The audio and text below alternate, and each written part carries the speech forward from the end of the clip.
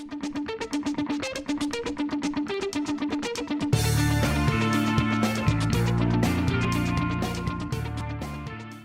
and welcome to Digital Stratosphere, the podcast that provides independent and technology agnostic advice to help organizations through their digital transformation journeys. This show will help you dial in on what it takes to drive a successful digital transformation, from the high-level strategies to the detail-oriented practices that you may not have otherwise known. Over the next 20 minutes, we'll cover the things you need to know to make your digital transformation successful and improve upon your existing operations. My name is Teresa and I'm your host, and thank you so much for joining us today. For today's conversation, we're going to dive into creating the perfect OCM strategy. Organizational change management is one of the most pressing and critical elements of a digital transformation. If you don't have a solid OCM strategy in place, it's probable that you're going to invest ample time and resources without seeing the full return on your investment. Anyone who listens to this show knows the role OCM plays, but I want to go a bit deeper and find out what truly maximizes an OCM strategy. What is the secret sauce?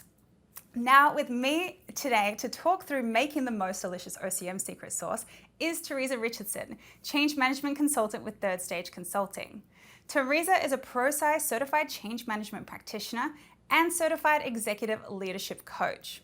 She's helped countless organizations, ranging from industries like manufacturing to healthcare to wealth management, both in the public and private sector. Hey, Teresa, thank you so much for joining us on the show today. I am super glad to be here. I'm very excited to talk about one of my passions. Heck yes. OCM. Yes. Well, let's dive in then. So since one of your areas of expertise is OCM, I would love to hear your perspective on why change management is so important when it comes to implementing a new software. So at a high level, what would you say are the ingredients that make up an OCM secret sauce? Sure. There are several pieces to a successful OCM transformation. There's organizational readiness, resistance, identification, and management, which is super important because it could be voluntary or involuntary, and being able to identify those factors sooner rather than later up front is really going to help propel the program further.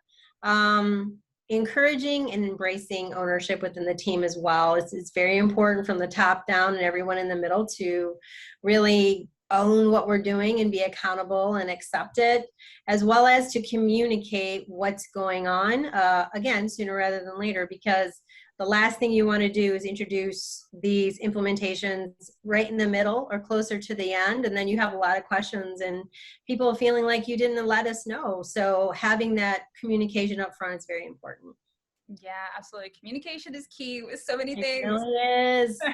So I would love to really dive into the elements that you just listed also that go into truly fine-tuning your OCM strategy. So you mentioned like the value that performing a readiness assessment can bring to a digital transformation. So what is a readiness assessment? So for me, it's really a great beneficial exercise to understand and gauge the level of readiness your organization is at to successfully undergo these ERP transformations and implementations. A lot of times people only focus on the process or the technology, but like I say 10,000 times a day, if your process, unless your process is like 99.999% automated, there are people that you need to consider with the change. And OCM really addresses the people side of the change, which is very important to any of these implementations and transformations. Awesome. And how would you say that you perform the readiness assessment? So we perform them several ways. We use surveys and stakeholder interviews.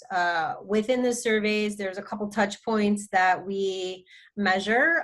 We use survey to understand the perception of the case for change within an organization, right? So does your organization realize or understand that we need to change if we want to meet the goals we have projected out for the company? If there's growth, do our employees see the need for change, or what are their perceptions or understanding for that?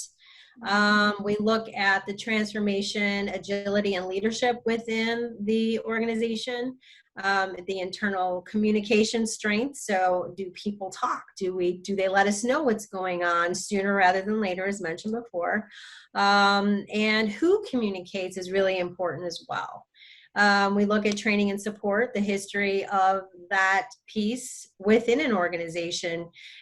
Do they have great training and support? Are those opportunities for improvement? Is it an internal thing, or do they have an external consultant come in? We look at performance and accountability, and honestly, one of the most important things to me is the operational capability and culture.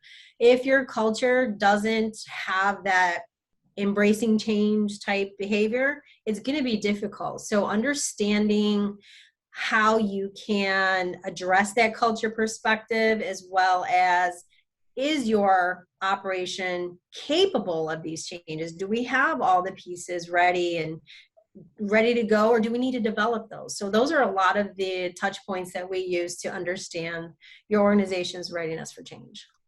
Awesome. And Kat, would you ever say that you could tell from these surveys that there would be resistance? And if so, what kind of answers are you kind of looking for in those surveys to know whether there will be that resistance or not? So I would say the number one thing to me is participation, right? So if I send out surveys, or if I set up stakeholder interviews to really dig deep or ask them questions, and I have 100 people and I get 5, well, that tells me there's an issue. Why don't we have more people who are willing to participate? Mm-hmm. When I do get the information and we move to the next stage, and I ask people questions, or the responses are very pinpointed or targeted, I get a lot of maybe closed-end answers versus something more descriptive. Usually people who are accepting and embracing something want to be part of the conversation. But if I get a yes, no, maybe, et cetera, then that's okay, we better coach this person, or have the, just some understanding of what's going on, or why are you resistant. For unintentional, when I interview people, if I get a lot of the body language that's closed off, I can tell something's going on. And 9 times out of 10, really probing and asking the questions, I can understand where that resistance is coming from and address it with an action plan.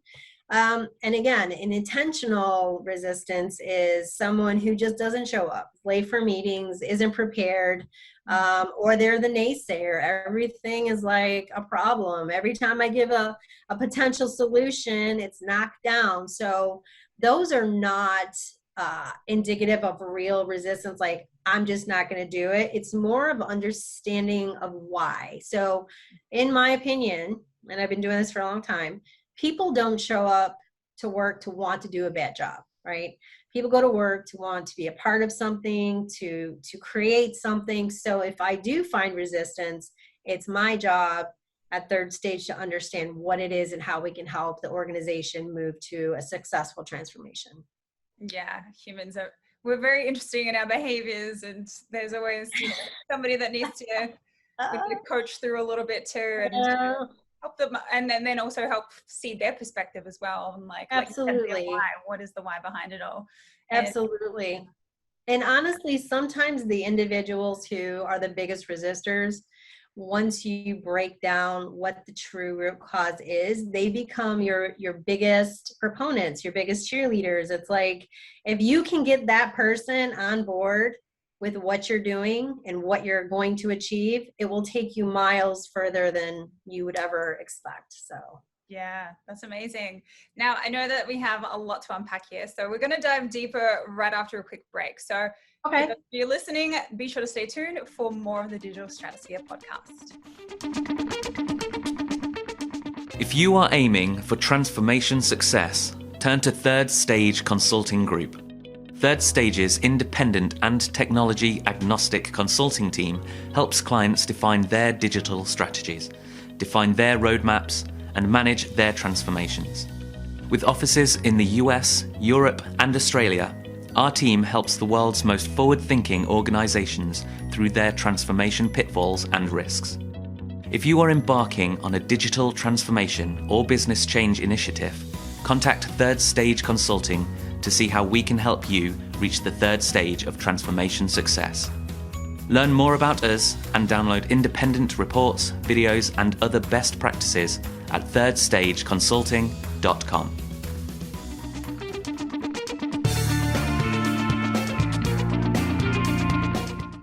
Welcome back to the Digital Stratosphere Podcast. I'm Sarah Djokovic, speaking with Teresa Richardson from Third Stage Consulting. So let's get back into it, because before the break, you were talking about the key ingredients to creating the secret sauce that will set your OCM strategy apart from the rest.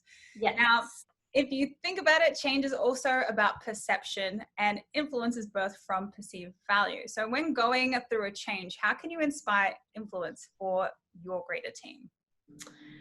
So I think one of the things that I would really impress upon anyone is to listen to understand versus listen to respond. I think that speaks volumes to the intent of what you're trying to do. When you listen to understand, it tells your audience you're respecting what they're saying, you really want to be engaging, you want to get their feedback. And then the next step is taking that feedback and making it actionable, because they deserve a response. And I get a lot of questions like, well, what if, you have to tell them something they don't like to hear? Well, I personally have said that we need to communicate back to why this was a great idea, or why we can't do this at this time, et cetera, et cetera. The last thing you want to do is try to elicit engagement and then not capitalize on that, right? So if I ask you a question, I don't give you a response, what does that tell you as a person? Right? So you got to be able to have that engagement and that conversation, and that engagement really encourages ownership across the whole spectrum of the people who need to engage in the new software or the process. You need to be open and honest. You need to make sure that if someone asks you that question, or the group, you give them a response, as well as to use their ideas. So it goes a long way if you're bringing someone into a plan, right, that a lot of people have put together. You're asking the team members, the stakeholders, to be a part of it. If you give them an opportunity to make a suggestion or an idea, even if it's a small one, and implement that will go a long way, because that creates your accountability and your ownership. Yeah, definitely. And we've talked about influencer methods as well on previous episodes. So can you describe that strategy in helping to drive change? Sure. So one of the things that I know that, again, I said, people come to work to want to do a good job.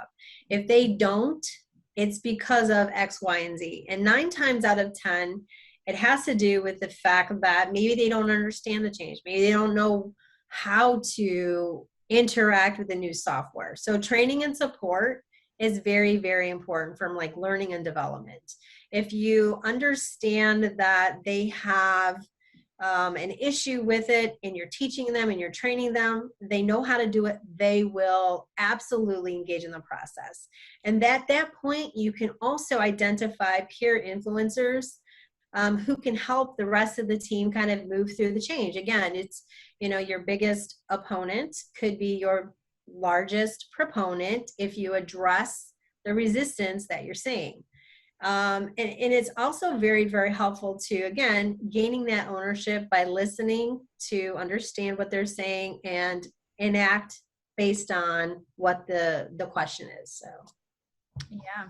Now I wanted to pivot to communication. So how you communicate, when you communicate it, and who communicates it are all elements to an OCM strategy that you need to be mindful of. So could you walk us through the timeline first? Like, when should communication begin, and how often should communications and updates be sent out to the greater team about the status and intentions of a transformation project? Wow, great question. I wish I could bring you to every meeting that I'm involved in. It's really important to communicate sooner rather than later. Any and every organization I've been in, there's a grapevine. You have the telephone thing going on. So when you're making these decisions, updating your team sooner rather than later is very important.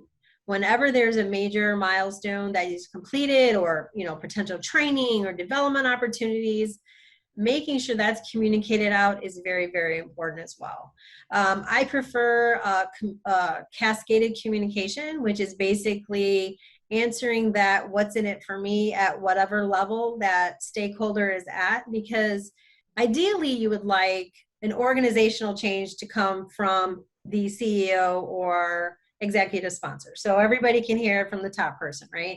Mm-hmm. When you have changes that are impacting team level, those should come from like the manager or the team lead or someone who has that direct connection with the team. So the cascaded communication really has that.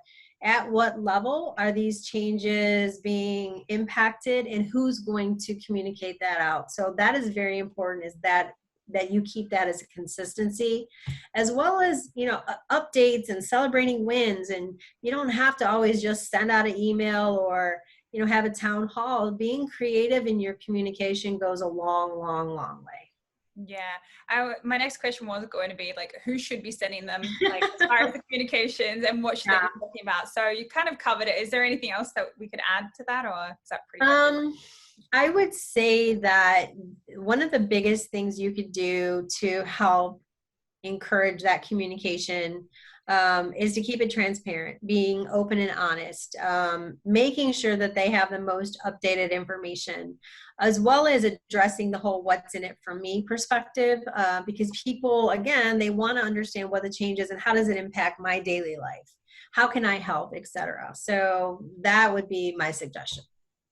Absolutely. I love it, because these are the details that are, often overlooked. So I want to thank you for peeling back the layers there with me. So if our listeners want to learn more about organizational change strategy or transformations in general, what are some resources that you might suggest for them? Contacting Third Stage Consulting would be a great first step. And again, I would really look at the model of change. So you have the change triangle, which is basically, your people, your process, and your technology, investigating what that is, and really understanding, again, how to engage with the people that you are around or you're working with within these transformations. Perfect. I love it. And we're pretty much out of time, and I think you answered all the questions that I have for you today, but I wanted to thank you so much for your time and your knowledge today, Teresa. You are very welcome. Thank you. Of course. Thank you. And I wanted to thank all of you for listening as well. Again, my name is Sarah Dokovic, and we'll see you on the next episode of the Digital Stratosphere Podcast.